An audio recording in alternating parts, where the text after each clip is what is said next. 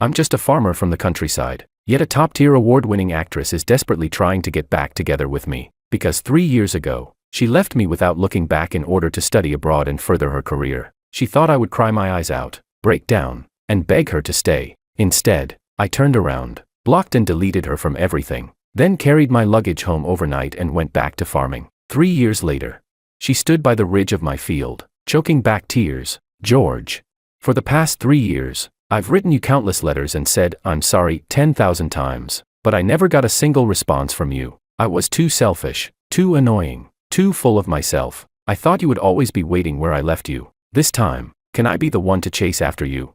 Chapter 1. Willow's return to the country was something I saw on the television in the village convenience store. At the time, I was chewing on a popsicle and playing chess with an old neighbor. The old man squinted at the screen while the female host on the entertainment news spoke in a voice sharp enough to pierce the roof. Breaking news. International Best Actress Willow officially returns home today to continue her career. This gifted actress, who won the Best Actress award at a major international film festival at only 24 years old, remains the center of attention wherever she goes. My hand trembled, and I nearly dropped a chess piece on my own foot. The old man chuckled and captured my knight. Kid, focus. Your chess skills are nowhere near as good as your farming. I stared at the television. Willow was walking out through the airport VIP passage. Sunglasses covered half her face, leaving only the sharp, cool line of her jaw visible. Camera flashes exploded non-stop around her. She gave a slight nod toward the cameras without smiling, then quickly left surrounded by bodyguards and staff. She looked nothing like the girl I remembered, the one who wore a ponytail and tugged on my sleeve while crying.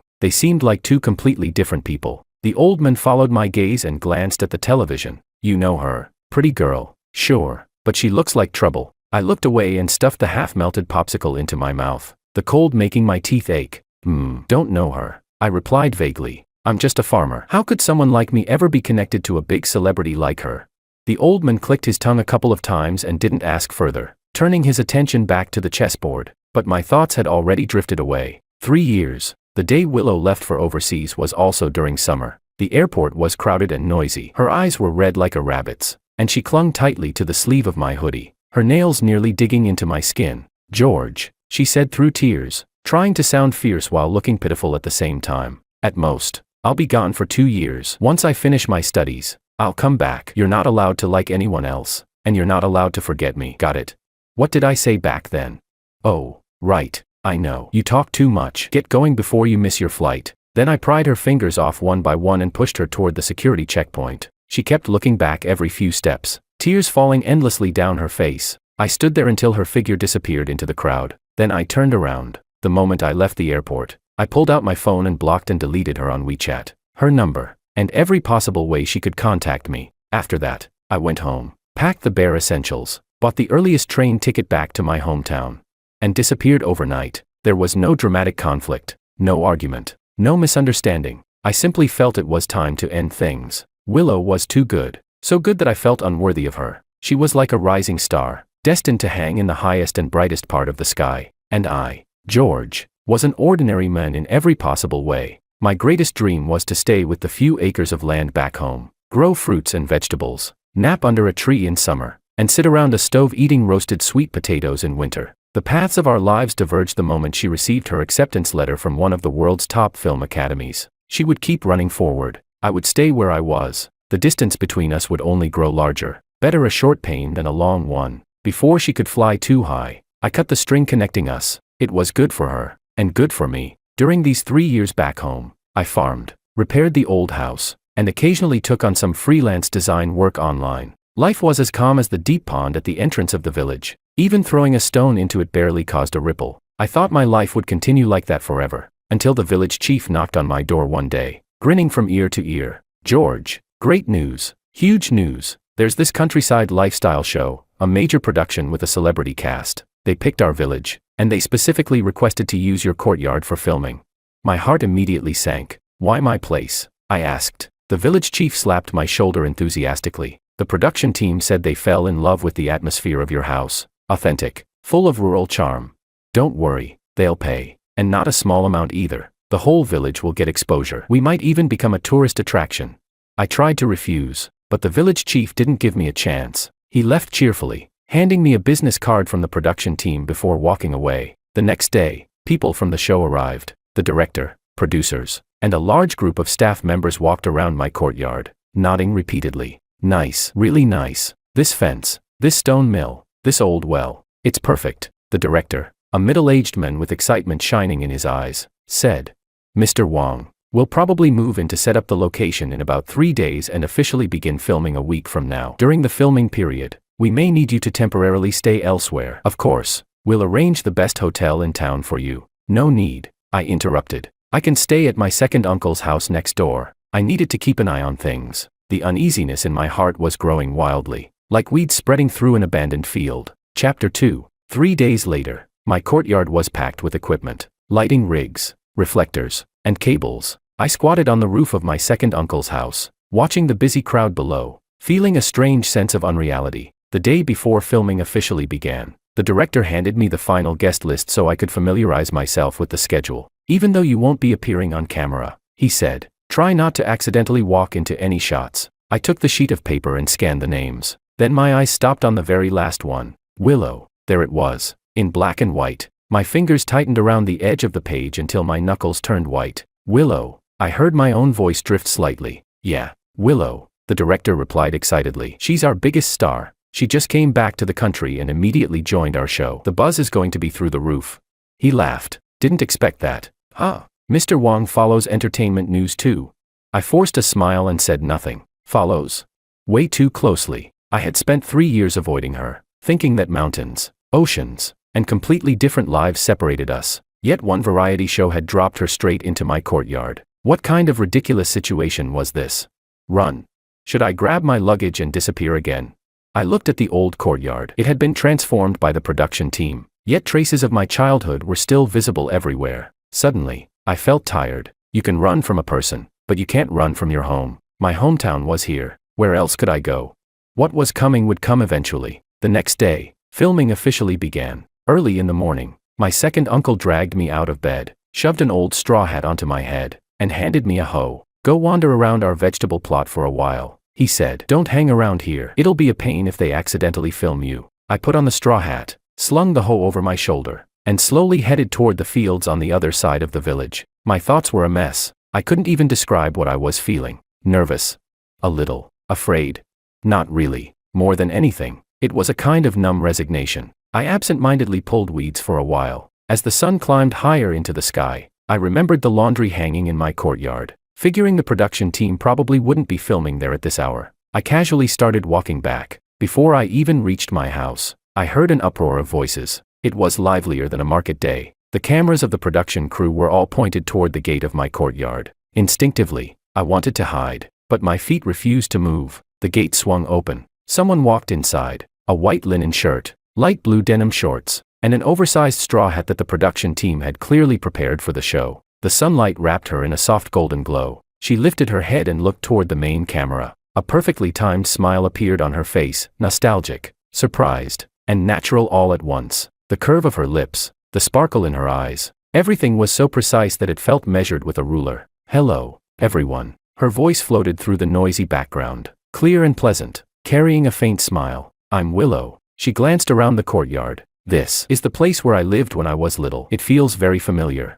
My breathing stopped for a moment. Then, as if sensing something, her gaze shifted away from the camera. It landed directly on me, hidden beneath the shade of a tree, perfectly, accurately, as though she had known exactly where I was standing all along. The smile on her face froze instantly. The warmth and gentleness that had filled her beautiful eyes vanished like a receding tide. In their place remained only a cold, sharp scrutiny, and anger. Between us stood more than 10 meters of distance. Between us were busy staff members and rows of dark camera lenses. Yet we stared at each other without moving. Time seemed to stretch. Every second became thick and suffocating. I stood frozen. A mud-stained hoe still hung from my hand. A ridiculous old straw hat sat on my head. I looked exactly like what I was. A clueless farmer who had somehow wandered onto a film set. She looked at me. I looked at her. After 3 years apart, she had become even more beautiful. Not the youthful beauty I remembered, but a refined beauty that carried distance and elegance. She looked completely out of place among the mud brick walls and broken fences. But the fire in her eyes, that hadn't changed at all. The director seemed to notice something. Following Willow's gaze, he looked toward me. His expression froze for a moment. Then his face changed. He quickly said something into his walkie-talkie before frantically waving at me. signaling for me to leave immediately. I finally snapped back to reality. Lowering the brim of my straw hat, I turned and prepared to slip away. Wait, a cool female voice rang out. It wasn't loud, yet it carried an inexplicable force that cut through the air. The noisy chatter around us seemed to fade away instantly. Chapter 3. My back stiffened instantly. Under everyone's watchful eyes, Willow took 2 steps in my direction. Then she stopped, looking toward the director. She put on that flawless, gentle smile again. Only her eyes remained cold. Pointing at me, she asked, "Director, who's that?" The director hurriedly explained.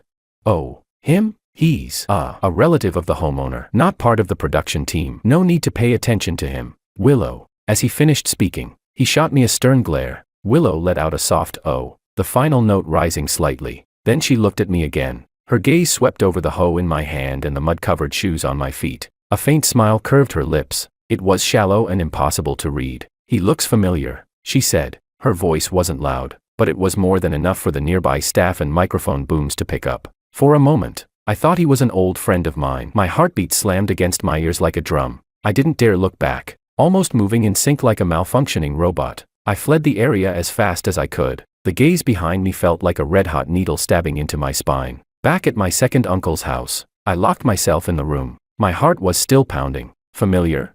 Old friend. She had absolutely done that on purpose. With Willow's current status and acting skills, if she truly wanted to pretend not to know me, there were 10,000 ways she could have smoothly covered it up. She could have ignored me completely. Yet she had chosen to say that, in that setting, with that tone. What exactly was she trying to do? I collapsed onto the bed and stared at the yellowed patterns on the ceiling. My thoughts were a tangled mess. For the rest of the day, I couldn't sit still. My second uncle's house wasn't far from mine, and the sounds from the filming location drifted over from time to time. Laughter, conversations, and occasionally Willow's clear, pleasant voice. She was completely at ease in front of the cameras, introducing the courtyard where she used to play as a child, that old well, the persimmon tree by the gate. Her voice carried just the right amount of nostalgia and sentimentality. Listening to it sent chills down my spine. The childhood and youth we had shared together had become nothing more than a lightly sketched background story in a variety show script, a footnote to prove how down-to-earth she was, a detail supporting her carefully crafted public image. It was so damn absurd. I pulled out my phone. The screen was black. During the 3 years I'd spent back home, I had practically become half a caveman. The smartest thing I used my smartphone for was scanning payment codes and checking the weather. Social media. I had deleted all of it years ago, but at that moment, a powerful sense of unease pushed me to reinstall my account. Download, install, open. I logged into an account that had been gathering dust for years. The notification icon exploded instantly. $99.99 plus. Direct messages, comments, mentions, likes. Red dots filled the entire screen. My phone even froze for several seconds. My fingers trembled slightly as I opened my inbox. The newest messages had all arrived within the last few minutes. They were still burning with fresh excitement. Holy crap, everyone. Go watch the Countryside Life live stream. Is that guy carrying the hoe the childhood sweetheart Willow was talking about? Blogger, are you still alive? What's your relationship with Willow? Came here from the trending topics. Bro, you're famous. We only got your back view and half your face. But you're seriously handsome. That rugged, worn-out heartthrob vibe. Please investigate. Who exactly is Willow's mysterious childhood sweetheart? Is it you? Is this scripted by the production team? Publicity stunt?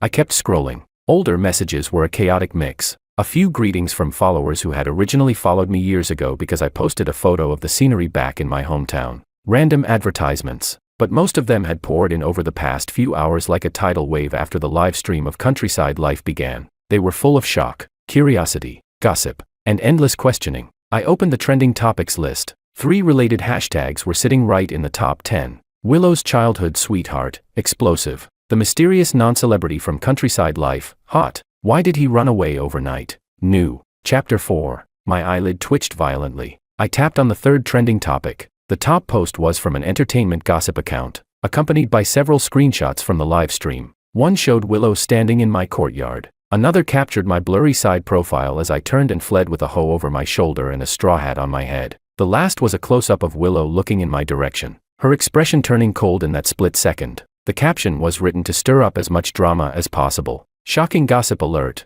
Willow's childhood sweetheart appears on Countryside Life live stream. According to eyewitnesses on set, the filming location is actually the courtyard where Willow lived as a child. The young man who appeared there is suspected to have had an unusually close relationship with her. Willow's expression changed instantly when she saw him, and she even made a cryptic remark about a familiar old friend. Even more mysteriously, a netizen claiming to be a former neighbor revealed that shortly after Willow left to study abroad, this childhood sweetheart suddenly moved away overnight and disappeared without a trace. What kind of heartbreaking love story and unresolved grudge is this? Follow us for more updates. The comment section had already exploded. Holy crap, is this a novel coming to life? A top actress and her runaway childhood sweetheart. Am I the only one obsessed with that guy's side profile? It's blurry, but he's seriously handsome. That rugged, untamed vibe. The real question is why he ran away. Willow went abroad and he moved away immediately. That's ruthless. Maybe he did something to hurt Waiwi. Is he a jerk?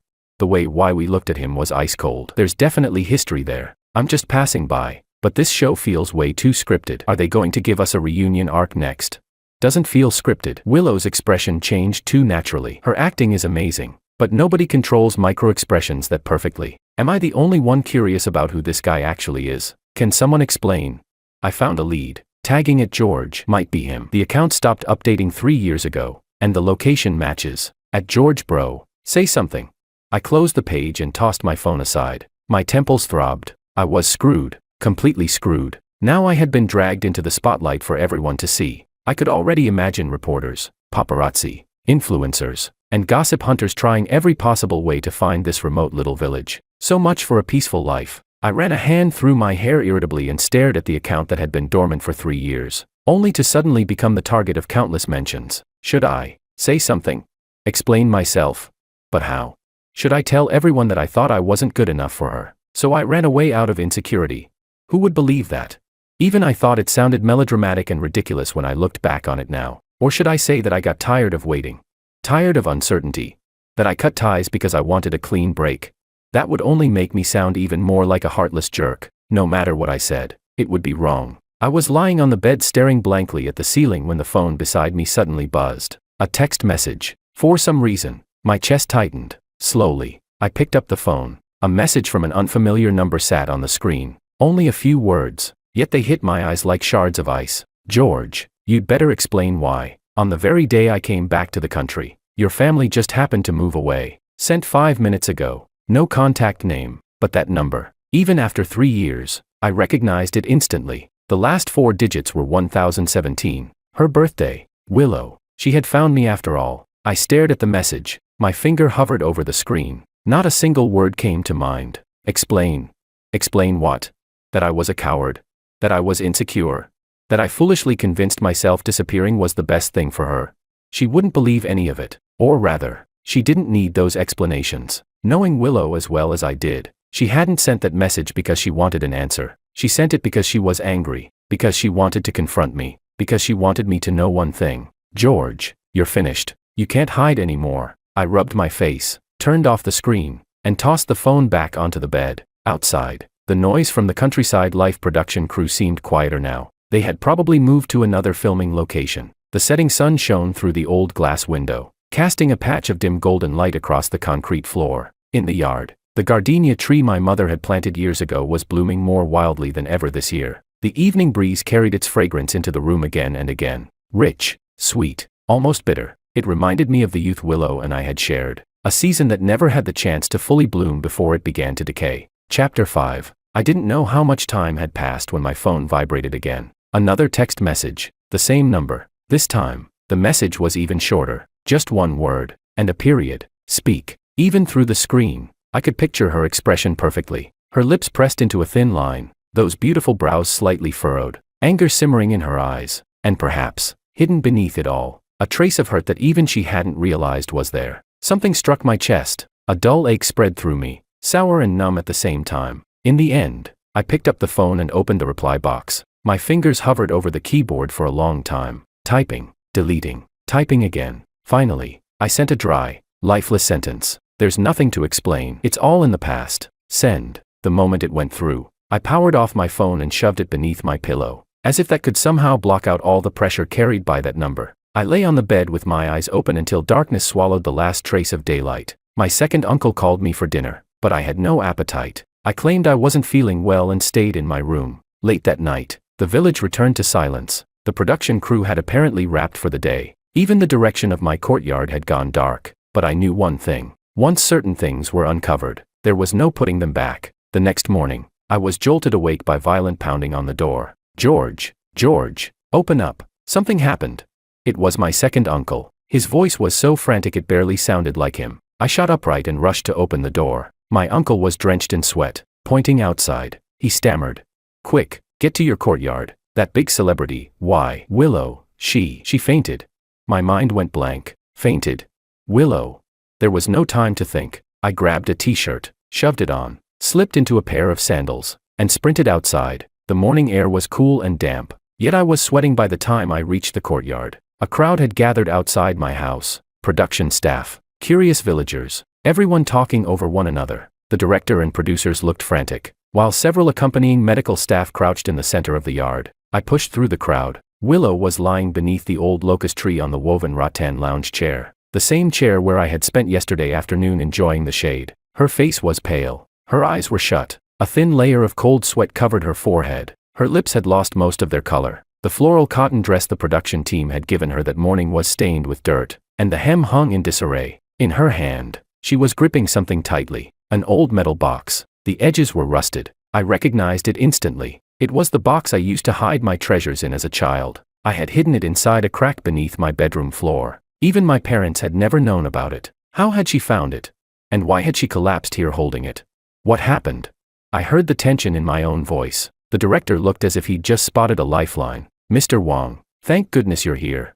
Teacher Willow said she wanted to walk around by herself this morning and revisit some childhood memories. She specifically asked us not to follow her with cameras, so we didn't think much of it. Then after more than half an hour, she still hadn't returned. Her assistant went looking and found her unconscious here. He pointed at the metal box. She was holding that. The accompanying doctor, a middle-aged woman, looked up and spoke quickly. Our preliminary assessment is hypoglycemia, combined with emotional distress. Nothing serious. We've already given her sugar. She just needs rest. However, she never fully regained consciousness, and she's gripping that box so tightly we can't remove it. Emotional distress. I looked at Willow's pale face, at the hand clutching the rusted metal box so hard that her knuckles had turned white. Something deep inside me tightened painfully. Let me try. I stepped forward and crouched beside her. The courtyard instantly fell silent. Every gaze focused on me. Curiosity, suspicion, excitement, anticipation. I ignored them all. Reaching out, I gently placed my hand over the back of hers.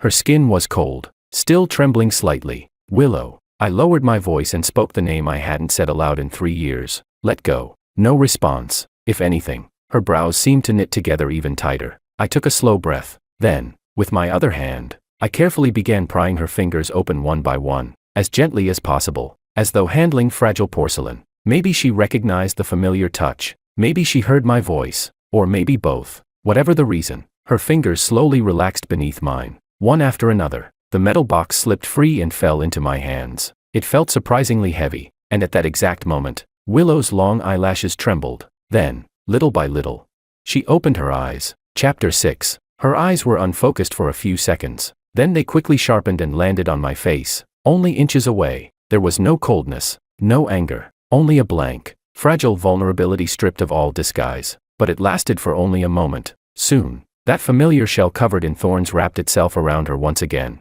She looked away and tried to sit up. Don't move. The doctor immediately stopped her. Rest a little longer. How are you feeling? Dizzy.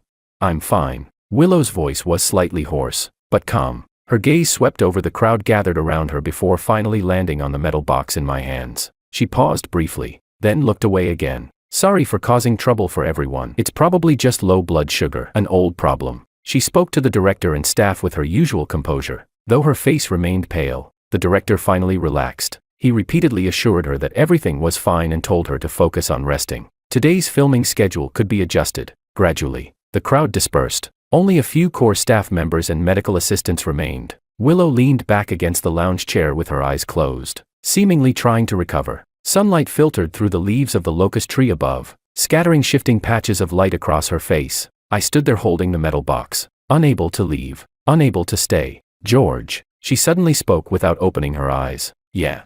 She paused for a moment before continuing. What you're holding belongs to me. I froze, lowering my head. I looked at the metal box in my hands. It was definitely one of my childhood belongings. How had it become hers?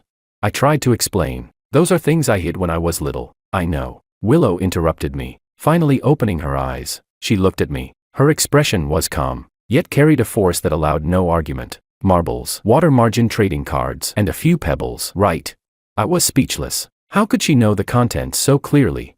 As if reading my confusion, the corner of her mouth twitched slightly. It looked like mockery, or perhaps something else, because, she said quietly, I'm the one who put them there. My mind went completely blank. She slowly pushed herself upright. The doctor tried to help her, but she lightly waved the offer away. Supporting herself on the armrest, she stood, still a little unsteady. Then she walked over to me. Reaching out, she took the metal box from my hands. With some effort, she pried open the rusted lid. Inside, there were no marbles, no trading cards, only a thick stack of letters tied neatly together with a purple ribbon. The envelopes were all the same pale blue color. In the lower right corner, elegant handwriting read, "To George." The sender section was blank. The postmark on the first letter dated back 4 years. The most recent one was from 3 years ago, roughly 3 months after she had left the country. Dozens upon dozens of letters, perhaps even over 100. They lay silently inside the rusted metal box. I felt as though I had been nailed to the spot. Blood rushed to my head, then drained away just as quickly. She had written letters to me. That many? And I had never received a single one. No, more accurately, I had never even known they existed. Willow pulled out the top envelope. Her fingers brushed lightly across its yellowed edges. Then she raised her eyes and looked at me. In those beautiful eyes, my confusion and shock were reflected with perfect clarity. The first month after I went abroad, I wrote 2 letters every week. Her voice was quiet, flat, as if she were telling someone else's story. Later it became 1 letter a week, and after that, 1 letter a month. I kept writing for an entire year. She looked down at the stack. Every single one was sent to this address. She paused. Then her gaze drifted across the courtyard where we had grown up together. Willow pressed her lips together, yet somehow they all got lost. Not a single reply. The corner of her mouth curved upward, but the smile was ice cold. George, tell me, was the mail carrier unreliable? Or, her eyes locked onto mine, did the person receiving the letters simply never want to receive them in the first place? I opened my mouth, but something seemed lodged in my throat. No words came out. At last, I understood. While I had arrogantly cut off every line of communication and convinced myself I had disappeared from her world forever, she had been trying, again and again, to reach me in the oldest, clumsiest way possible, and I, like an idiot, had known absolutely nothing about it. Chapter 7. A massive sense of absurdity and a dull, belated pain crashed over me like a tidal wave. My voice sounded dry and strained even to my own ears. I didn't know those letters existed. When I came back, the house had already been emptied. I thought this box had been lost a long time ago. Really? Willow let out a quiet laugh. Her gaze settled on my face, carefully examining me. So you didn't leave overnight because you'd received something? Or because you were afraid of receiving something? She put particular emphasis on the words leave overnight. I didn't. I immediately protested, my voice rising. I just thought, but the rest refused to come out. I thought I wasn't good enough for you. I thought I should let you go and fly higher. Now, hearing it in my own head, it sounded like nothing more than a coward's excuse for running away. What did you think?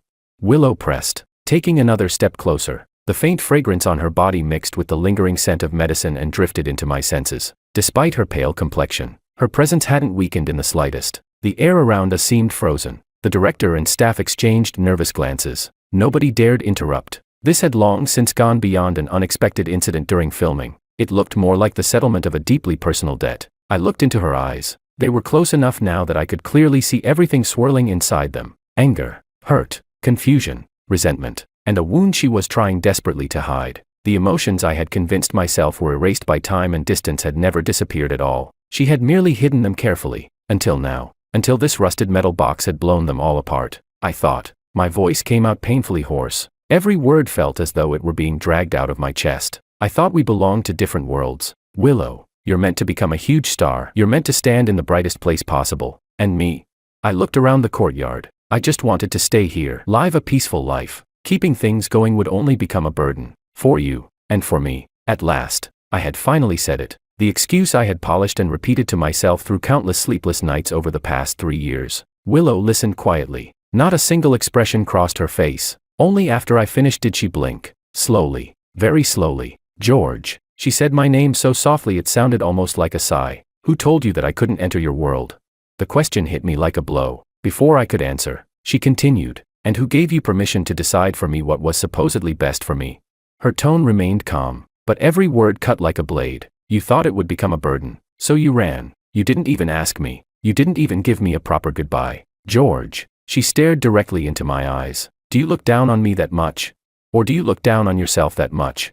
I couldn't answer. A hole seemed to rip open inside my chest. Cold wind rushed through it endlessly. These letters. She lifted the metal box slightly. The envelopes inside rustled softly. This was the world I wanted to leave for you. I wanted to tell you that the world outside was huge, that the wind was cold. But every time I saw something interesting, every time I tasted something delicious, every time I suffered a setback, the first person I wanted to tell was still you. She looked at me. Her eyes reddened visibly. Yet she stubbornly tilted her head back, refusing to let the tears gather. But you shut that world out. No. She gave a bitter laugh. You didn't shut the door. You tore the entire door down and ran away. The smile she forced onto her face looked worse than crying. George. Her voice trembled slightly. You really are a bastard. The final word fell lightly into the air. Yet it struck my heart with crushing force. Silence. Absolute silence. Even the wind seemed to have stopped. The director desperately signaled to the camera operators. Shut everything down. Now. This wasn't material for a variety show anymore.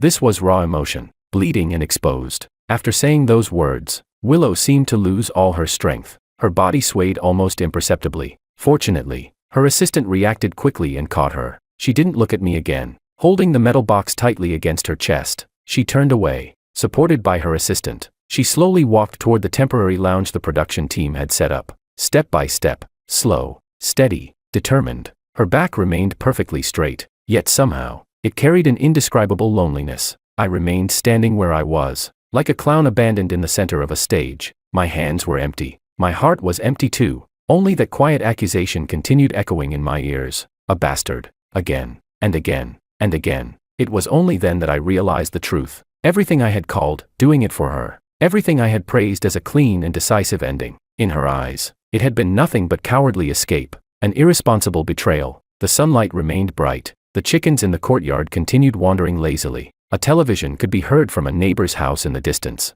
Everything looked exactly the same as before. Yet my world had collapsed completely in the span of a few minutes, reduced to ruins, a total mess. Only then did I understand. Some wounds don't stop hurting simply because you refuse to touch them. They merely bury themselves in the deepest corners of your heart, waiting until one unexpected moment, when they tear themselves open, bringing flesh, blood, and all the pain with them. Chapter 8. Willow was escorted back to the temporary trailer by her assistant and several staff members. The director wiped the sweat from his forehead and walked over to me. He looked at me with a complicated expression, patted my shoulder, and let out a long sigh. In the end, he said nothing and followed after them. The villagers who had gathered to watch gradually dispersed as well. They whispered among themselves, occasionally glancing back at me. Their eyes were full of curiosity and speculation. In the blink of an eye, the courtyard was empty. Only I remained, along with the trampled grass scattered across the ground and the faint trace of Willow's fragrance lingering in the air. Slowly, I crouched down and sat on one of the exposed roots of the old locust tree, running my fingers through my hair. I pressed hard against my aching temples.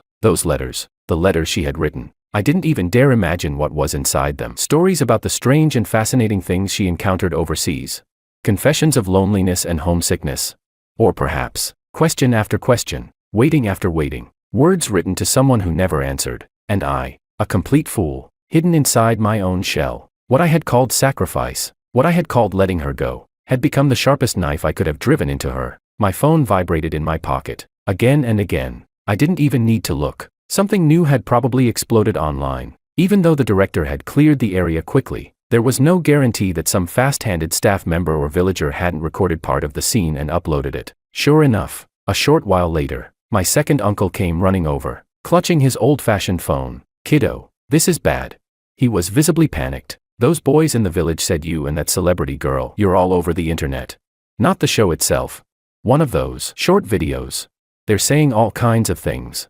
I took the phone from him. On the screen was a video from a short-form video platform. The footage was shaky and blurry, but both Willow and I were clearly recognizable. It was paired with sensational headlines and overly dramatic background music. The comments section was a complete disaster. Speculation, insults, gossip. The feed was overflowing with them. Netizens were commenting, confirmed. They're definitely exes. Just look at the atmosphere. So this guy made Why We Faint. Scumbag. Get lost. Am I the only one who thinks the guy looks miserable too? Maybe there's a misunderstanding.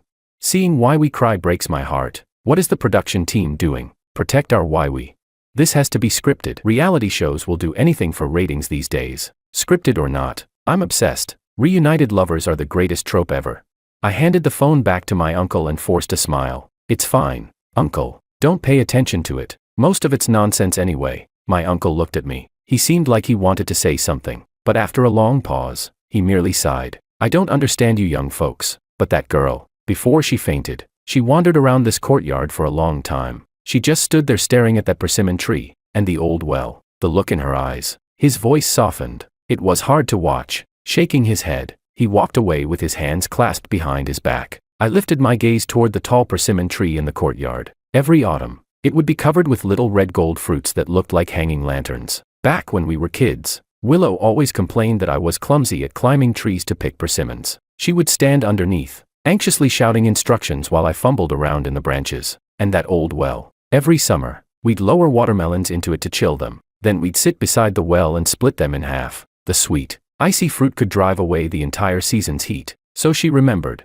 Not only remembered, she had treasured those memories. The very memories I had tried to bury and leave behind. The memories she had carefully written into letter after letter that vanished into silence. The pain lodged in my chest spread even further. Sharper. Heavier. I slowly stood up and brushed the dirt from my pants. I couldn't keep doing this. This mess had started because of me. At the very least, I couldn't continue hiding like a coward while Willow faced all the rumors, accusations, and prying eyes alone. Even if she didn't need my help, even if she didn't want it, I owed her that much. Chapter 9. I walked toward the temporary rest area marked off by the production crew. A cordon line blocked the area, with staff standing guard. When they saw me, their expressions turned a little strange, but no one stopped me. The door of Willow's RV was closed. Her assistant, a short-haired young woman who looked capable and efficient, was standing outside the vehicle, holding her phone and speaking in a low voice. Her brows were tightly furrowed. When she saw me approaching, she ended the call and looked at me with scrutiny and faint wariness. Mr. Wong, is there something you need? Her tone was polite yet distant. I want to see Willow, I said. The assistant raised an eyebrow. Miss Willow needs to rest. It's not convenient for her to receive visitors right now. And, Mr. Wong, she paused, lowering her voice slightly. You saw what happened earlier. Whatever personal grievances existed between you two before, Miss Willow is now a guest on this show and a public figure. Your appearance has already caused her considerable trouble and may even affect her work and reputation. I hope you can understand and keep your distance for the time being. She was direct and far from courteous, but from her perspective, it was perfectly understandable. I know. I nodded. I just want to apologize to her in person. There are some things that need to be made clear. Once I've said what I need to say, I'll leave. I won't disturb her rest, and I won't appear within the filming area again. The assistant looked troubled. It was obvious she didn't believe me and had no desire to let me get anywhere near Willow. Just then, the RV door clicked open from the inside. Willow stood in the doorway. She had already changed out of the floral dress and was now wearing a simple white cotton t-shirt and light gray sweatpants. There was barely any makeup on her face. Her complexion was still somewhat pale, but her eyes had regained their clarity and composure, carrying even a trace of weary indifference. Lisa, she said, her voice slightly hoarse as she addressed her assistant. Let me speak with him alone for a few minutes. Miss Willow, your health, Lisa protested anxiously. It's fine, just a few minutes. Willow's tone was calm, yet it left no room for argument. Lisa looked at her, then shot me a glare. In the end, she reluctantly stepped away and turned her back, though she remained close enough to rush over at any moment. Willow stepped down from the RV and casually closed the door behind her. More than a meter separated us. Silence flowed through the air. What do you want to say? She asked first. Her gaze rested on the old locust tree behind me instead of on me. My throat felt dry. The speech I had prepared rolled around on my tongue several times, but in the end, only a few stiff words came out. I'm sorry. She seemed to let out a quiet laugh. There was unmistakable mockery in it. Sorry for what? She asked. Sorry for leaving without a word, or sorry for never reading those letters, or she finally shifted her gaze to me. Sorry for making me wait like a fool for a reply that was never going to come. Every sentence struck my heart like a whip. All of it. I took a deep breath and forced myself to meet her eyes. I'm sorry, Willow. I was arrogant. I was cowardly. I ruined everything. When I left back then, it wasn't because I'd received something, or because I was afraid of receiving something. I genuinely felt that we'd reached a crossroads. You were heading toward a bigger, farther world. It was a wonderful place, but it wasn't somewhere I belonged, or somewhere I wanted to go. I thought that cutting things off completely would be better for both of us. It would let you fly without any attachments, and let me stay content with the life I already had. I spoke slowly, carefully choosing my words. I dug out those petty and shameful thoughts that had been buried deep inside me for years, thoughts I had never shared with anyone, and laid them bare before her. I said, I never imagined you would write letters, and I definitely never imagined those letters would end up stuffed into that box I thought had been thrown away long ago when my parents were clearing out old belongings. The box got moved back to my hometown with a pile of useless junk, and then somehow ended up forgotten in a crack in the wall. I let out a bitter laugh. It sounds like an excuse, but that's how absurd the truth really is. If I had simply taken a closer look at this house, at those old things that were moved back here, I might have found them, but I didn't. I was like a deserter. I ran away without ever looking back, convincing myself that I was doing the right thing. Chapter 10. Willow listened quietly, her face showing little emotion. Only the fingers hanging at her side curled slightly. These past 3 years, my life has been peaceful, I continued, my voice growing softer. Working the fields, cooking, fixing things around the house, taking on odd jobs now and then. I thought I had already let go of the past, until I saw you come back on television, until you pushed open the gate to my yard. I paused, feeling a sting behind my eyes. That's when I realized I had never let go at all. I had only buried it so deep that I convinced myself I had forgotten. Willow, I regret it. Not leaving. I regret the way I left. I regret not having the courage to explain everything to you face to face. I regret leaving you alone to carry all the confusion and heartbreak. After saying that, it felt as though all my strength had been drained away. I fell silent and waited for her judgment. Sunlight filtered through the leaves, casting scattered patches of light and shadow across the ground between us. In the distance came the faint sounds of the production crew testing equipment. A long time passed, so long that I thought she would never speak again. Then she finally said something, her voice so faint it sounded like a sigh. George, you're still as self-righteous as ever. My heart tightened. You thought you were doing what was best for me, so you made the decision on my behalf. You thought you weren't good enough for me, so you ended our relationship unilaterally. You thought a quiet life was what you wanted, so you hid yourself here. She raised her eyes. They were clear and bright, reflecting my flustered and helpless expression with painful clarity. Did you ever ask me what I wanted? I was speechless. What I wanted was always very simple. She took a small step forward, closing the distance between us. I could even see the tiny traces of moisture still clinging to her long eyelashes. I never wanted to stand alone in some so-called brightest place. What I wanted was that no matter how high I flew or how far I went, when I looked back, I would know there was someone there. He didn't need to be extraordinary or dazzling. As long as he was there, that was enough. Her voice was gentle, yet it carried overwhelming weight. Every word struck straight into my heart. But you never even asked. You eliminated me from the choice before I had any say. George, what gave you that right? I had no answer. My heart felt as though it were being squeezed by an invisible hand, hurting so much that I couldn't make a sound. Those letters. She looked away toward the distant fields, her voice growing quieter. At first, they were complaints. Complaints about how terrible the food overseas was. Complaints about struggling with the language. Complaints about missing home. Later, they became stories. Stories about getting a role after a successful audition. Stories about standing on an awards stage for the first time. Stories about how hurt I felt when irresponsible media outlets published false things about me. And after that, they became questions. Questions asking why I hadn't heard a single word from you. Questions asking whether I had done something wrong. She sniffed and tried to steady her voice. In the last letter, I wrote, George, if you really don't want anything to do with me anymore, then at least tell me yourself. Don't leave me talking to myself like some kind of joke. She turned back toward me.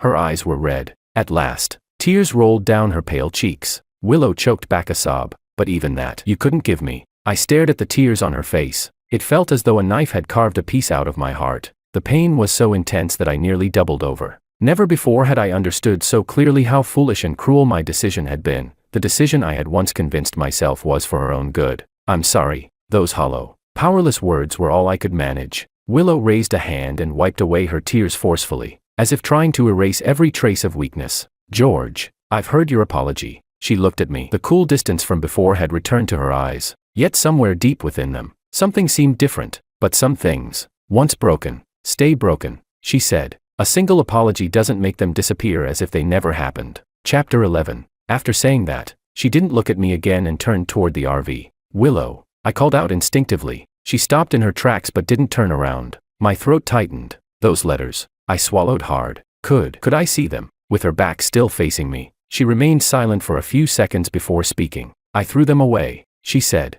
This morning, I was planning to find a place to burn them. I didn't expect my low blood sugar to act up. With that, she pulled open the door and stepped into the RV. The door closed gently in front of me, separating two completely different worlds. I stood there, staring at the closed door, staring at my own lost and desolate reflection in the window. Thrown away. Maybe that was for the best. Those sheets of paper that had carried a year of her hopes, disappointments, and eventual silence perhaps were never meant to be seen by me again. Some mistakes remain mistakes once they're made. Some cracks remain cracks once they exist. Not every "I'm sorry" can earn an "it's okay." And not everyone who leaves has the right to come back. The sunlight was still blazing overhead, scorching the skin exposed to it. Yet somewhere deep inside me, it felt as if a piece had been torn away, leaving only emptiness behind, filled with a cold wind that blew straight through. Slowly, I turned around. Step by step, I walked in the direction opposite the RV, back toward my old house. It was shabby and worn down, but at least it could still offer me a small corner of peace. Behind me was her world,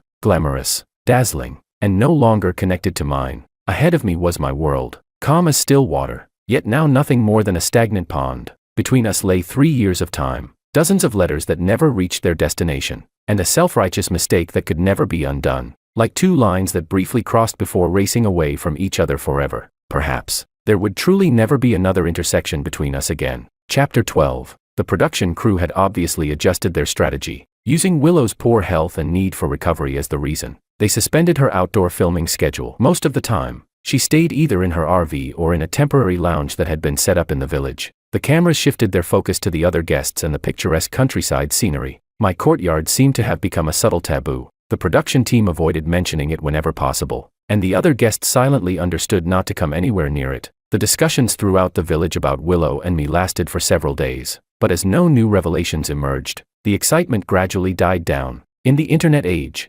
trending topics rise quickly and disappear just as fast. New headlines replaced old ones. Only a handful of curious onlookers occasionally visited my account to ask about what happened next. When they received no response, they eventually lost interest and moved on. Life seemed to return to its original track, quiet, monotonous, the same routine day after day. But I knew something had changed. I no longer dared to watch television at the village convenience store, afraid that I might accidentally see news about her. The phone number ending in 1017 never sent another message. The metal box, along with the unopened letters inside, felt like a hallucination, appearing abruptly and disappearing just as completely. I continued my usual routine, working the fields, pulling weeds, watering crops, watching the vegetable seedlings grow a little taller every day. Yet there was always a hollow place inside me, as though something was missing. Nothing seemed capable of holding my interest anymore. Sometimes my second uncle would look at me as if he wanted to say something. In the end, he would only shake his head and hand me a cigarette.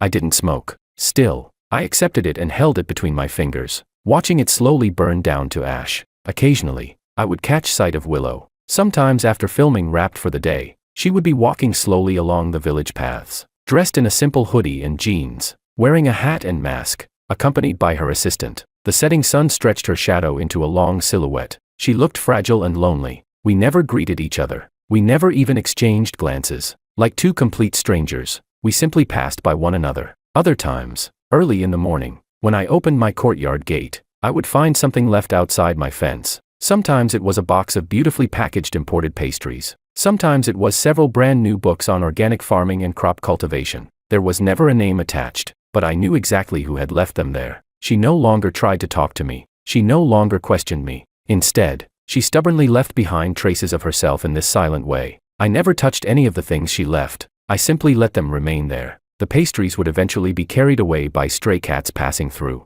The books would become damp from the morning dew. Then the next day, new items would appear. It was as though we were engaged in a silent and childish tug-of-war. She left things behind. I refused to accept them. Neither of us was willing to back down. Neither of us was willing to speak first, until the final day of filming. That afternoon, I was in the backyard reinforcing a newly built grape trellis when my second uncle came running over. The production crew is taking a group photo of the whole village, he said. At the threshing ground by the village entrance. They want you there too. I wanted to refuse, but my second uncle said the village chief had spoken. Every household had to send at least one representative as support for the village's work, so I had no choice. I washed my hands, changed into a slightly cleaner shirt, and followed my second uncle there. Quite a crowd had already gathered at the threshing ground. The production crew had set up their equipment. The guests stood among the village elders and children, creating a lively atmosphere. Willow was there as well. She stood among the guests, wearing the show's matching event t-shirt. A polite yet distant smile rested on her face as she chatted with a veteran artist standing beside her.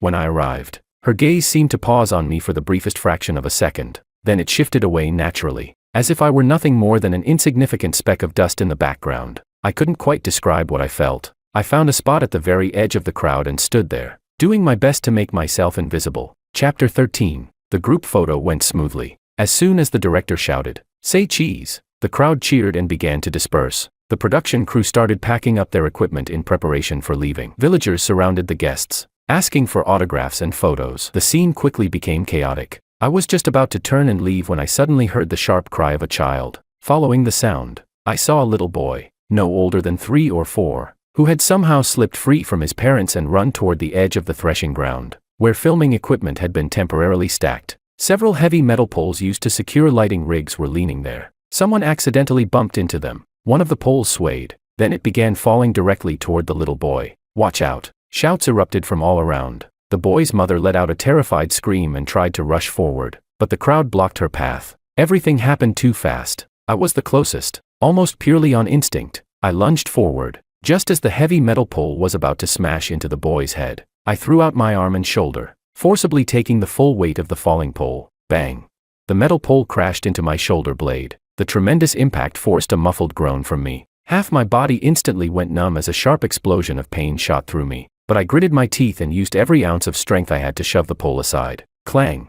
The pole scraped past the boy's body and slammed into the dirt beside him, sending dust flying everywhere. The little boy was so frightened that he forgot how to cry. He simply sat on the ground in stunned silence. My baby. His mother finally rushed over and pulled him into her arms. The delayed fear overwhelmed her, and she burst into tears. People crowded around immediately. My God, that was close. Good thing this young man was here. "George, are you okay?" Bracing myself against my knees, I slowly straightened up. A piercing pain shot through my left shoulder. The impact had clearly been serious. My arm burned as well. The skin had probably been scraped open. I carefully moved my arm. Fortunately, the bones seemed to be fine. "I'm okay." I waved my hand dismissively and looked toward the still sobbing little boy in his mother's arms. "The kid isn't hurt, right?" No, he's fine. Thank you so much." The boy's mother thanked me repeatedly, tears streaming down her face. The crowd parted. Willow strode over quickly. The calm composure she normally carried was gone. In its place was a rare tension that left her face almost pale. Pushing through the people in front of her, she scanned me rapidly. Her gaze landed on my left shoulder, where red stains were already beginning to seep through beneath my hand. "You're injured." Her voice was tight. It wasn't a question, it was a statement. "It's nothing," I replied. "Just a scrape." Instinctively, I tried to lower my hand and hide it. "Don't move." Her voice cracked like a whip. She stepped forward and grabbed my wrist without hesitation. The strength of her grip surprised me. She glanced at the scraped wound on my arm before looking at the shoulder I was covering. Her brows knitted tightly together. Turning around, she shouted to her assistant, "Lisa, the first aid kit." Her tone was more urgent than I had ever heard before. "Willow, but..." Lisa hesitated and glanced at the growing number of phones being raised around them. "Go, now." Willow's voice carried unquestionable authority. Lisa didn't dare waste another second. She immediately turned and ran toward the RV. The entire scene fell silent. Everyone's attention was focused on Willow and me. Surprise, curiosity, speculation, and cameras. The director hurried over as well, still shaken by what had happened. "Mr. Wong, how are you? Quick, let's get you to the clinic. Tony, go get the car." "No need." I quickly refused. "Really? It's nothing, just a minor flesh wound. I'll clean it and put some antiseptic on it when I get home." Willow ignored me. She ignored the director too. She simply held my wrist tightly, her eyes fixed on the increasingly visible bloodstain spreading across my shoulder. Her lips were pressed into a thin, pale line. Lisa came running back, breathing hard, with the first aid kit in her hands. Willow snatched it from her, almost roughly. She flipped it open and searched through the contents, pulling out antiseptic solution, cotton swabs, and gauze. The hand she used to unscrew the antiseptic bottle trembled ever so slightly. Chapter 14. She pointed at a flat stone nearby and ordered, "Sit down." I gave a bitter smile. "Willow, I'm really Finn." I said sit down. She suddenly looked up at me. At some point, her eyes had turned red. Complex emotions churned within them, anger, lingering fear, and something else. "George, do you have to wait until your bones are broken before you'll admit you're hurt?" Her expression and tone left me speechless. I obediently sat down on the stone. She crouched in front of me, but her movements immediately became incredibly gentle. Using tweezers, she picked up a cotton ball soaked in antiseptic and carefully cleaned the bleeding scrape on my arm. The cool sensation mixed with a sharp sting. I couldn't help hissing through my teeth. Her hand paused for a moment, Then her touch became even lighter. With her head lowered, her thick eyelashes cast a small shadow beneath her eyes. The sunlight illuminated her delicate profile. I could see tiny beads of sweat on the tip of her nose and the bloodless lips pressed tightly together. The noisy crowd, the flashing cameras, they all seemed to disappear. The world narrowed down to her slightly trembling fingertips and the subtle yet unmistakable mixture of pain and coolness spreading through my wound. She treated it with complete concentration, carefully, meticulously, first disinfecting it, then applying ointment, then wrapping it gently with clean gauze. Throughout the entire process, she didn't say a word. Her brows remained tightly furrowed. Your shoulder, let me see it. After finishing with my arm, she spoke softly. Her voice sounded a little hoarse. It's really fine, I said. I just got hit. It'll probably bruise a bit. I tried to refuse. The location of the injury made things awkward. She said nothing. She simply looked up at me quietly. In those beautiful eyes, still tinged with red, determination was written plainly, and beneath it, a faint trace of pleading. I sighed. Accepting my fate, I removed the hand covering my shoulder and pulled my collar aside slightly. Near my left collarbone, a large bruise had already spread across the skin. The area was swollen badly. The sight was alarming. Willow's breathing faltered almost imperceptibly. She picked up a bottle of medicinal oil meant to reduce bruising and improve circulation. Pouring some into her palm, she rubbed her hands together to warm it. Then she gently placed her warm palm over the bruised area. MMPH. The sudden warmth and pressure caught me off guard. Pain shot through me, and a groan escaped my lips. Her hand paused, then the pressure became even lighter. Using her fingertips, she slowly began massaging the injury. The sharp scent of the medicinal oil spread through the air, mingling with the faint, familiar fragrance she carried. Her fingertips were slightly cool. Her palms were warm.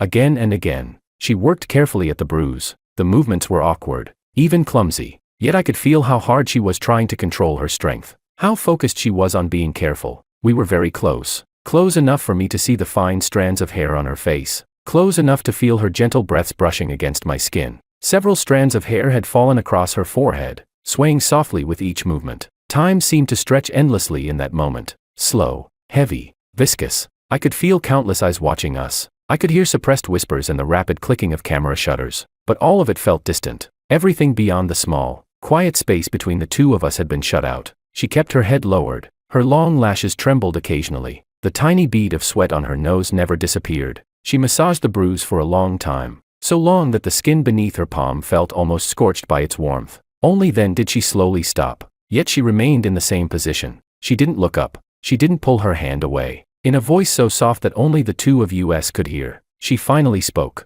George, you're still just as foolish. Her voice was thick with emotion. A heavy nasal tone lingered in it, and beneath it, a faint trace of a sob she was desperately trying to suppress. You could have ignored it. My heart clenched violently. It felt as though an invisible hand had grabbed it and squeezed. The ache was sharp and overwhelming. I wanted to say something, anything, but my throat felt blocked. No words would come. At last, she lifted her head. Her eyes were redder than before, yet the clarity had returned to them, along with the familiar layer of distance she always used to protect herself. She withdrew her hand, picking up the gauze. She wrapped it around my shoulder several times with noticeably unpracticed movements before securing it in place. After finishing, she quickly packed the first aid kit. Then she stood up, taking 2 steps backward. She re-established the distance between us. Chapter 15. Willow said, "Don't let the wound get wet. Apply the medicine twice a day." Her tone was professional and matter-of-fact. Her eyes landed on my face for a moment before quickly moving away. Looking toward the director, she added, "Director, please handle everything else. I'm going back to rest." After saying that, she didn't look at me. She didn't look at anyone else. Turning around, she straightened her back and, accompanied by her assistant, walked briskly away from the threshing ground. Her figure remained slender and upright. Her steps never faltered. It was as if the woman who had crouched in front of me moments ago, eyes red as she treated my injuries and spoke through a choked voice, had been nothing more than a hallucination. Only the lingering scent of medicinal oil in the air and the burning warmth her palm had left on my shoulder reminded me that everything that had just happened was real. I sat on the stone, watching her retreating figure disappear farther and farther away. My injured shoulder throbbed faintly, yet inside me rose an indescribably complicated feeling. The director walked over and patted my shoulder. "George, we really owe you one today. The production team is definitely going to thank you properly later. You should head home and rest. If you need anything at all, just let us know." I snapped back to reality and forced a smile. "It's fine, director." Anyone would have done the same. The villagers gathered around me as well. They praised me, worried about my injuries, and spoke over one another in concern. I responded politely, But my thoughts had already drifted far away. Willow's final words, the redness in her eyes, they replayed in my mind over and over like scenes from a slow-motion film. George, you're still just as foolish. You could have ignored it. Was she blaming me for being reckless? Or was she worried about me? The moment that thought appeared, it spread wildly like weeds after rain. But then I remembered the way she had turned away without hesitation. And that cold, sharp insult, bastard, the tiny, inappropriate spark of hope that had just begun to form was instantly extinguished by reality. Perhaps she had only acted out of basic human compassion. Or perhaps out of a lingering softness toward someone she had once known. Nothing more. Slowly, I stood up. The pain in my left shoulder reminded me once again of everything that had happened. The crowd gradually dispersed. The threshing ground returned to its usual emptiness. The setting sun painted the horizon in magnificent shades of orange and red. I brushed the dust from my clothes and started walking home, one step at a time. The next morning, the production crew packed up and left in a grand procession. The village returned to its former tranquility. It was as though the noise and excitement of those few days had been nothing more than a lively dream. Only the traces of filming left behind in my courtyard and the occasional conversations among villagers during their spare moments proved that the dream had really happened. My life seemed to return to normal as well, working in the fields,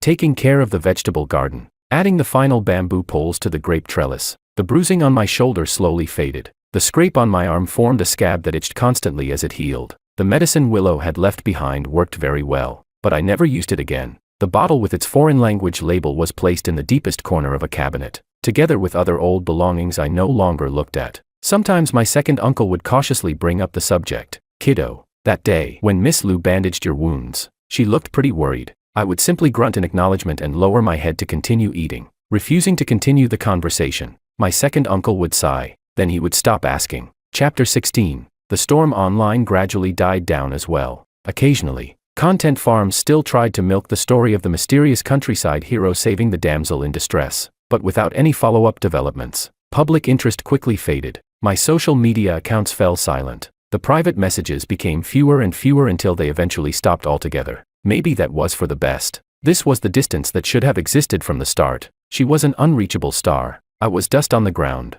Our paths had crossed by chance, creating a ripple that meant little in the grand scheme of things. Then our separate orbits continued on their way, until one evening, a week later, I was sitting beneath the old locust tree in my yard, repairing a worn-out hoe with the last traces of daylight. My second uncle had gone into town. The village was quiet. Only the chirping of birds returning to their nests filled the air. Then came the soft creak of the fence gate opening. Assuming my second uncle had returned, I didn't even look up. Second uncle, dinner's in the pot. Heat it up yourself. No answer came. I lifted my head. Willow was standing at the gate. She wasn't wearing a hat. She wasn't wearing a mask. Her assistant wasn't with her. She had come alone. A simple white shirt, light-colored jeans, canvas shoes dusted with dirt from the road. The glow of the setting sun outlined her figure with a soft golden halo as the evening breeze stirred the loose strands of hair beside her cheeks. She looked thinner than she had during the filming, but her eyes were bright. Quietly, she looked at me. In her hand was the familiar rusty metal box. My fingers tightened instinctively around the handle of the hoe. My heart gave a heavy, uncontrollable thump.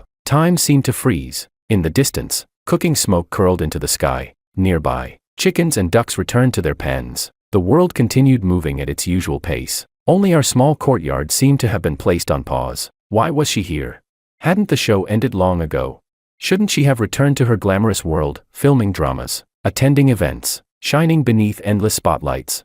Countless questions churned through my mind, yet I couldn't ask a single one. I could only stare at her, watch her walk across the yard, step by step, until she stood before me. The setting sun stretched our shadows across the dirt ground until they overlapped. She stopped in front of me. Her gaze swept briefly over the hoe in my hand before settling on my face. Calm. There was none of the intensity from the threshing ground, none of the coldness from outside the RV. Instead, there was a stillness I couldn't understand, a calm as deep as a bottomless lake. How's the injury? She asked softly. It's healed. My own voice sounded dry to my ears. More or less. She nodded. Without another word, she held out the metal box. I didn't take it. I simply looked at her. Take it. Her tone left no room for argument. After a moment's hesitation, I set down the hoe and wiped the sweat from my palms against my pants. Then I accepted the box. It felt light. The thick stack of letters seemed to be gone. What about the letters? I asked. I burned them. Her answer was immediate. Her eyes remained fixed on my face, as if studying my reaction. I scattered the ashes into the river. For a moment,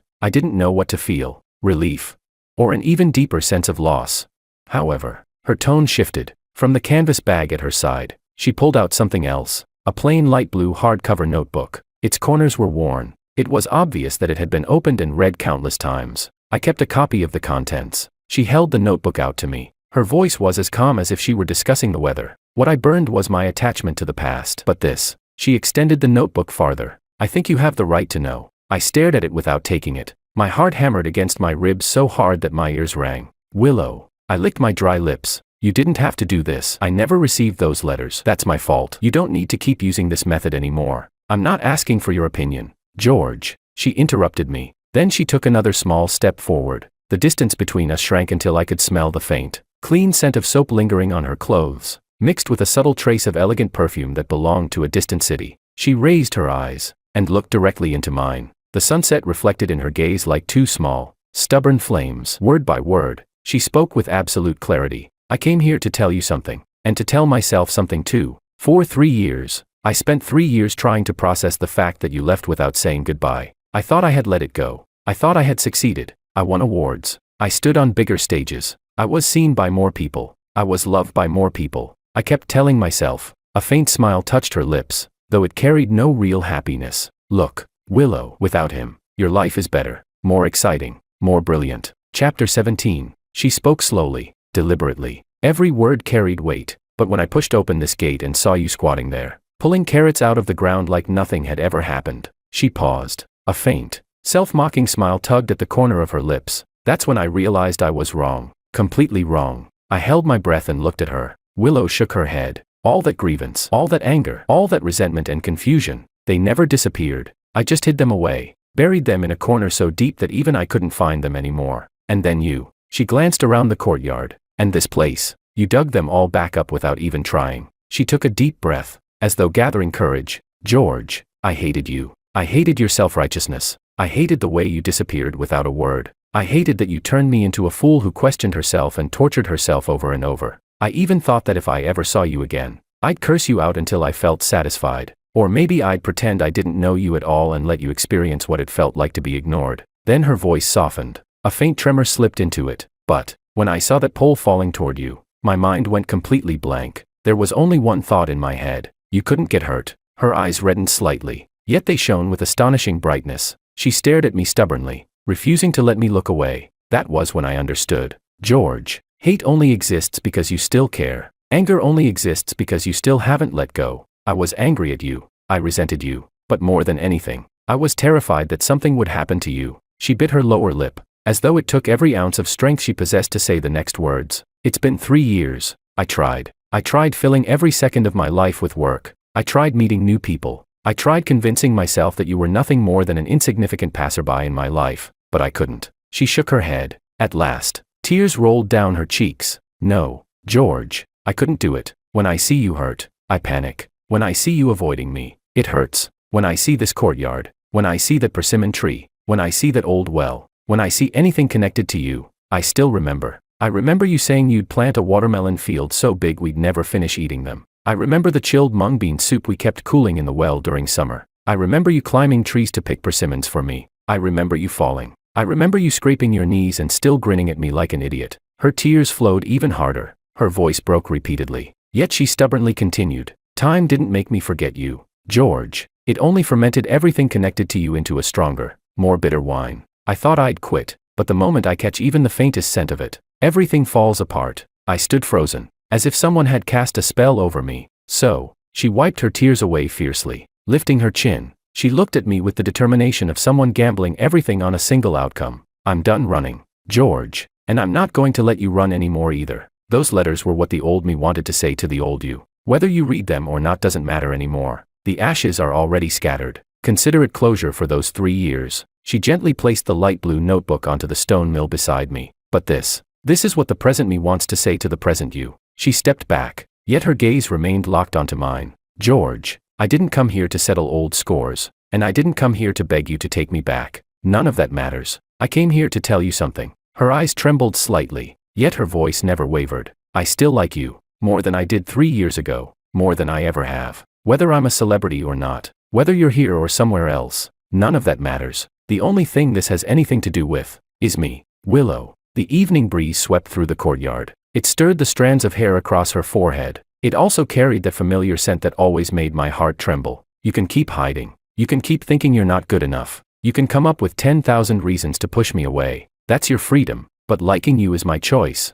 I can't control you, and you don't get to control me either. Her voice wasn't loud, yet every word rang with astonishing clarity, with the determination of someone who had burned all bridges behind her. The words echoed through the deepening twilight. Starting today, I'm going to pursue you, in every way I can think of, every way that won't disturb you, but will make sure you see me, until you fall in love with me again, or until I finally give up completely. When she finished speaking, it was as though a crushing burden had finally left her shoulders. She let out a long, soft breath. The tear tracks on her face had not yet dried, yet a relieved smile appeared, light, free, almost childlike. All right, I'm done. She looked at me one last time. That gaze was impossible to decipher. Relief, stubbornness, and a faint trace of nervousness hidden beneath it all. Then she turned around. Her steps were light, steady, resolute. She walked toward the fence gate through which she had entered. She never looked back. She never gave me a chance to speak. I remained rooted to the spot, like a weathered stone statue. The rusty metal box was still in my hands. Beside me rested the heavy light blue notebook. At last, the sun disappeared completely beyond the horizon. The final traces of daylight were swallowed by the approaching night. Darkness settled over the courtyard. Only the scattered lights from distant homes flickered in the growing dusk. Chapter 18. The evening breeze carried a chill. It brushed against my face, yet it couldn't cool the heat raging inside my chest. Every word Willow had spoken echoed endlessly through my mind. I'm going to pursue you, until you fall in love with me again, or until I finally give up completely. So decisive, so direct, so, Willow. There had been no detours, no testing the waters. She had laid every card on the table, every vulnerability, every ounce of courage, without holding anything back. It was like a piece of red-hot iron, without warning. It pressed against a heart I had convinced myself had long since scarred over. The pain was sharp, yet it was also so intensely warm that it made me tremble. Slowly, I lowered my head. I looked at the rusty metal box in my hands, then at the notebook resting quietly on the stone mill. So what was this supposed to be? A reply that had arrived 3 years too late? Or the beginning of something new, something even more chaotic than before?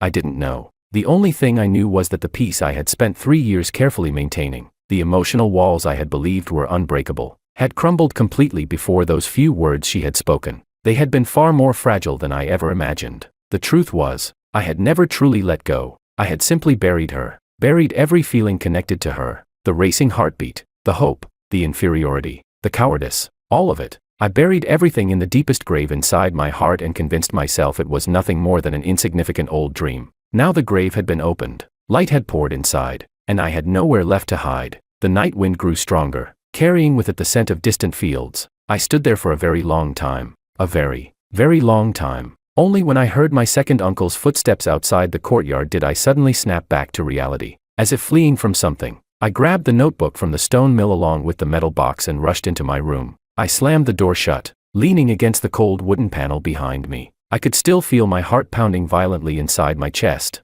The hard corners of the notebook dug painfully into my palm. Just like her final look, just like those words she had spoken, they pressed relentlessly against my heart, leaving behind a mark that was vivid, burning, and impossible to ignore ever again. Chapter 19. That night, I couldn't sleep. Willow's words played in my mind like a recording stuck on repeat. Every syllable, every pause, even the slight tremble at the end of her sentences, her reddened eyes, and the stubborn determination in her gaze were vivid down to the smallest detail. I still like you. I'm going to pursue you, until you fall in love with me again, or until I finally give up completely. Decisive, direct, leaving no room for retreat. Just like her, ever since she was a child, whenever she wanted something, she would do everything possible to get it. The only difference was that back then she relied on pouting and stubborn persistence. Now, she made declarations without the slightest attempt to hide them. I buried my face in my pillow, trying to force those voices and images out of my head. It was useless. In the end, I simply sat up and turned on the light. Under the dim yellow glow,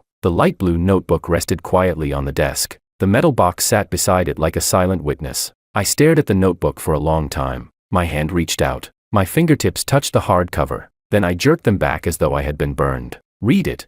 Or leave it unread. If I read it, what would that mean? It would mean facing the 3 years of her life that I had missed. It would mean tearing open a wound I had convinced myself had healed and seeing what had become of it beneath the surface. And if I didn't read it, pretend it didn't exist, keep my head buried in the sand and act as though none of this had happened. But Willow had already arrived with a shovel and completely dug up the hole I had been hiding in. Frustrated, I raked a hand through my hair. In the end, I reached out and picked up the notebook. It was light, yet it felt heavier than a mountain. The first page was blank. I turned it. Her handwriting appeared immediately. Elegant, strong. The words weren't written on stationery. They were written directly into the notebook. There was no greeting, no signature. It felt like a private diary. Or perhaps, letters written to me that had never been intended to be sent. The first entry read, George, it's raining today. London's rain is so annoying. Damp and clingy. Nothing like home, where it either pours properly or doesn't rain at all. It reminded me of how you never liked carrying an umbrella. You always said drizzle felt nice. Then Aunt Lou would scold you every single time. So stupid. The date was from 3 years ago, shortly after she had gone abroad. My fingers paused before turning the page. The next entry read, Today my language teacher praised me. I'm happy. I wanted to tell you. Then I opened our chat window and remembered. Oh right, you blocked me. George, you're such a bastard. I passed an audition. It's only a small role, but I have lines. The director said I have talent. If you were here, you'd probably curl your lip and say, of course, you're my desk partner. Too bad you're not here. Bastard. I got pushed around by one of the actresses in my group today. They mocked my accent. It's fine. I'll prove myself. I'm just a little tired. If you were here, you'd probably tell some awkward joke that wasn't funny, or drag me out for a good meal. George, I miss that spicy hot pot place behind the school. The one with way too much sesame sauce. Bastard. I won an award. A very small one. But it's my first acting award. The stage lights were so bright I could barely keep my eyes open. Lots of people applauded, but the person I most wanted to see wasn't there. George, did you see the news? Were you even a little happy for me? Forget it. You probably never saw it. Bastard. I dreamed about you again. In the dream, you told me, Willow, don't go. Stay. I woke up laughing. Then I cried. George, I hate you. It's been 100 days. You still haven't contacted me. George, did you really abandon me? George, someone confessed to me today. A very impressive senior. I turned him down. I told him I already liked someone, and that he was waiting for me back home. See, I'm such a good liar. I even fooled myself. It snowed today. London's first snow. I heard it snowed back home too. George, do you remember when we promised we'd watch the first snowfall together? Happy New Year. George, a new year without you isn't happy at all. George, I'm tired. I don't want to like you anymore, but I don't think I can stop. George, if this is what you want, then I'll give you what you want. The date of the final entry stopped 2 years ago. The handwriting was messy. Part of the page had been blurred by water stains. Tears, perhaps. The pages after that were blank. Page after page, nothing. Until the very last page, there was new handwriting there. The ink looked fresh. It must have been written recently. Only 2 short lines. I tried. I lost. There was no date, no signature, just those few words, pressed so hard into the paper that they seemed carved there forever. Chapter 20.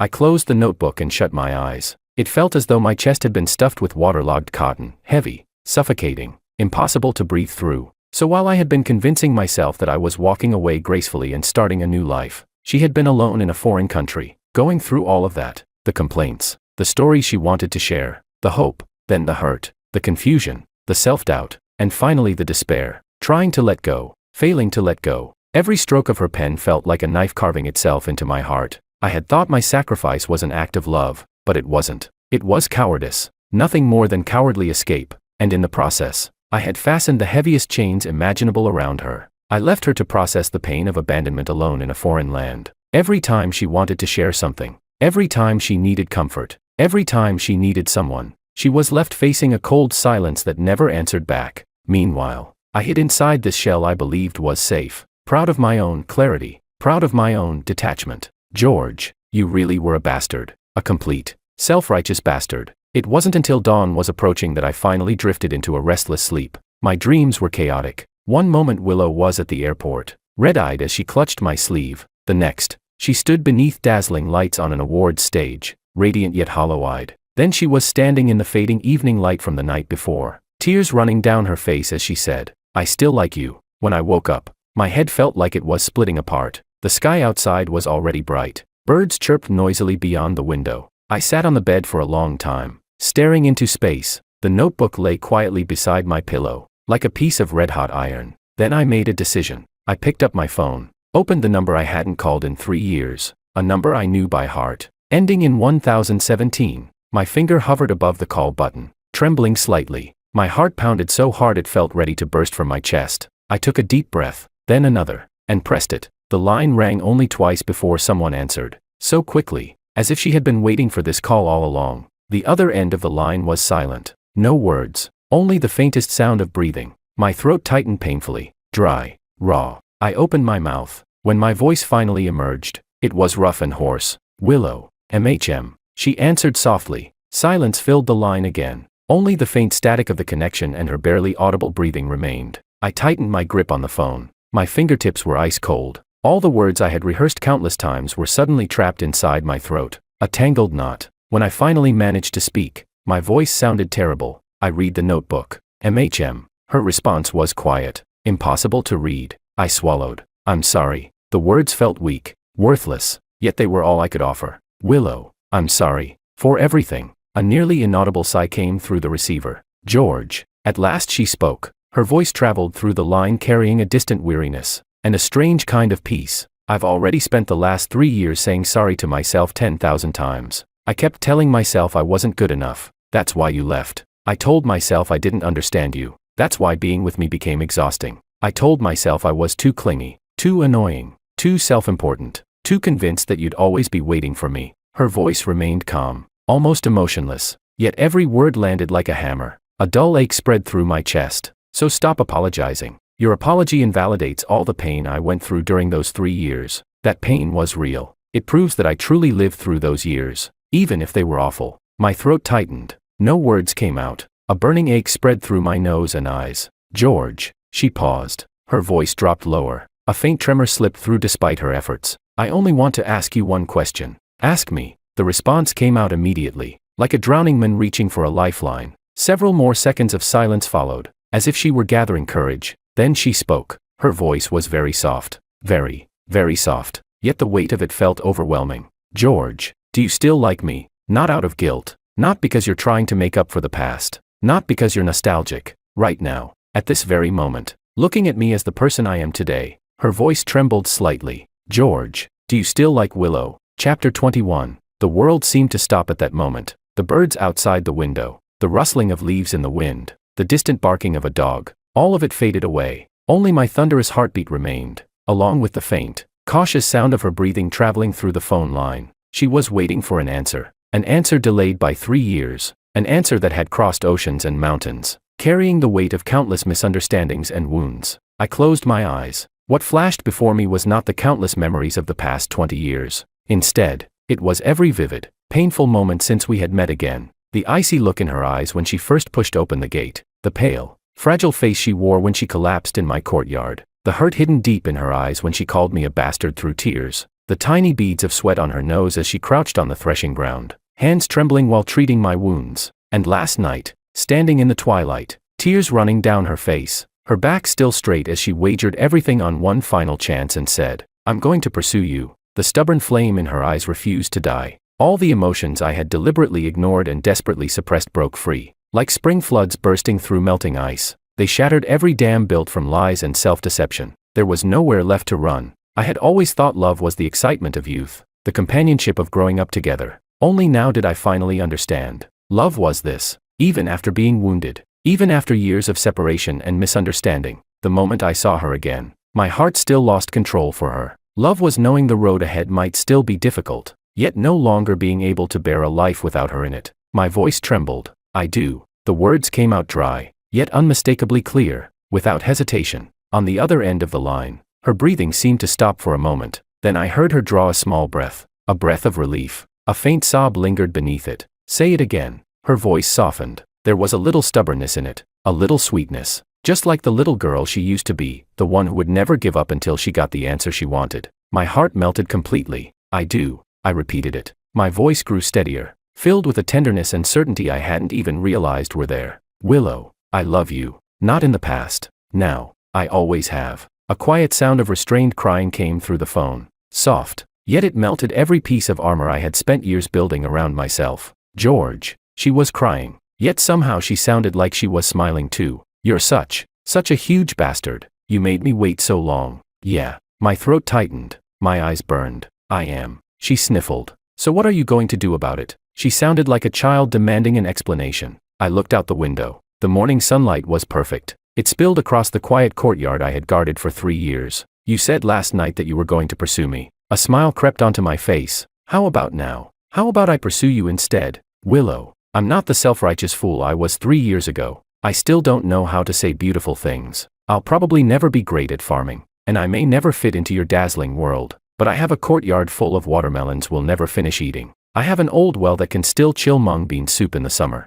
I can still climb trees to pick persimmons, though I'll probably still fall out of them. And I have a heart that's far too late, but one thing is certain, it only wants to love you. I paused. Warm tears slid down my face. Willow, would you be willing to give this bastard a chance to make things right, a chance to pursue you all over again? The crying stopped. Silence remained. Several long seconds. They felt like an entire century. Then I heard her voice, thick with tears, yet brighter than sunlight, perfectly clear. I would, she said.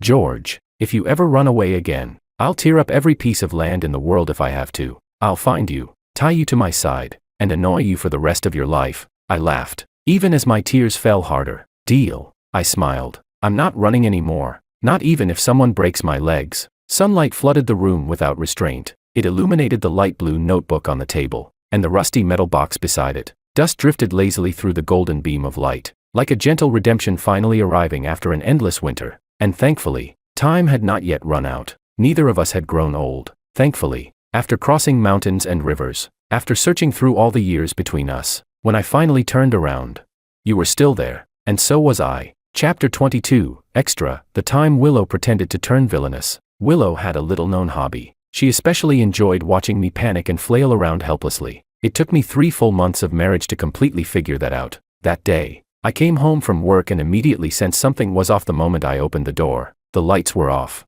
Only a sliver of sunset filtered through the gap in the curtains. The air carried the faint scent of her favorite perfume, though it was stronger than usual. Willow. I put down my keys and walked further inside. No answer. The bedroom door was slightly ajar. I pushed it open, then froze in the doorway. Willow was sitting on the edge of our bed with her back to me. She was wearing one of my old shirts. It hung loosely on her frame, exposing her pale neck and collarbones. Her hair was tied up casually, with a few loose strands framing her face. The scene was actually beautiful. If she hadn't been holding the gleaming utility knife I used for opening packages, and if she hadn't been slowly scraping the tip of it across a familiar wooden box on the nightstand. It was my box of old keepsakes. Nothing valuable inside, just old student IDs, a few coins, and several class photos from our high school graduation. You're home. She didn't turn around. Her voice floated lazily through the room. The knife never stopped moving. A soft scratching sound echoed as it dragged across the wooden lid. My heart skipped a beat. The atmosphere, the lighting, the dialogue. Why did this feel exactly like the entrance scene of the villainous second female lead from that melodramatic mystery series she forced me to watch last week? I steadied myself and walked over. What are you doing? I asked, trying to sound casual. She finally turned around. Her expression was blank. Her eyes looked distant, yet a faintly unsettling smile lingered at the corner of her lips. Looking for something, she raised an old yellowed photograph. It was my high school graduation picture. I was standing in the back row, smiling like an idiot. Looking for what? I sat down beside her, causing the mattress to sink slightly. She turned her head toward me. The sunset illuminated half her face. Her eyelashes cast long shadows beneath her eyes. I'm trying to figure out. She pointed the knife toward a blurry female figure standing beside me in the photograph. Who this is? I leaned closer. The girl had a ponytail. Time had blurred most of her features. I searched my memory. I think she was the class academic representative. Her surname might have been Bai. I honestly don't remember. Really? She dragged out the word. The tip of the knife slowly traced a circle around the girl's silhouette. Because I seemed to remember her giving you a love letter. I was speechless. That happened back in high school. The only person I ever paid attention to was Willow. A love letter? From who? When? My utterly confused expression apparently amused her. She laughed softly. Then she set down both the photograph and the utility knife. Without warning, she leaned closer. The scent of her shampoo mixed with the warmth radiating from her body. George. Her cool fingers brushed gently against my cheek. Her voice lowered into an intentionally unhealthy-sounding sweetness. The fact that I wasn't part of your past. She sighed dramatically. What a shame. My eyelid twitched, but her fingers slid downward, stopping lightly at my throat. Your present and your future. She traced her fingertip lightly across my skin. Every minute, every second, they all belong to me. She stared directly into my eyes, speaking slowly and clearly. From your hair, to your toes, from your heartbeat, to To every breath, they're all mine. Her fingertip tapped lightly against my chest. If I ever discover that there's someone else inside here. She paused, then suddenly smiled brilliantly, leaning close to my ear. She let her warm breath brush against it. I'll tie you up and lock you in a basement. You'll only be allowed to look at me, think about me, and talk to me. How does that sound, George? Chapter 23. I was speechless. Silence. 10 full seconds of silence. I looked at her face only inches away from mine. That flawless, beautiful face was trying its best to maintain a possessive, darkly obsessive expression, but deep in her eyes, the familiar spark of satisfaction from a successful prank, along with her slightly trembling eyelashes, completely gave her away. I sighed, then reached out and caught the hand that was still causing trouble near my throat. Willow. I called her by her full name. She blinked. What is it? Calmly, I said. First, the girl who gave me a love letter in high school wasn't the academic representative. It was the arts committee member from the class next door. You remembered the wrong person. Willow froze. The villainous expression on her face cracked instantly. I continued. Second, that utility knife is brand new. I bought it yesterday. The blade seal hasn't even been removed yet. The plastic cover is still attached. You've been waving around a knife handle this whole time. Aren't you tired? Willow was speechless. She looked down at her so-called weapon. The tips of her ears turned red at a speed visible to the naked eye. Third, I lifted her hand and pressed a kiss against her cool fingertips. Looking at her helplessly, I said, if you wanted to play a role-playing game, you could have just told me. We don't have a basement, but I cleaned out the attic yesterday. If you want to tie me up somewhere, you're welcome to choose that instead. Willow completely broke character. Ah, George, you're so annoying. She yanked her hand away. The cold, obsessive villain act instantly collapsed into embarrassed frustration. Couldn't you have played along? I spent all afternoon getting into character. I couldn't help laughing. Reaching out, I pulled both her and the oversized shirt into my arms. But I did play along. I rubbed my cheek against the top of her head, breathing in the familiar scent that always put me at ease. Wasn't I taking it very seriously? I was terrified.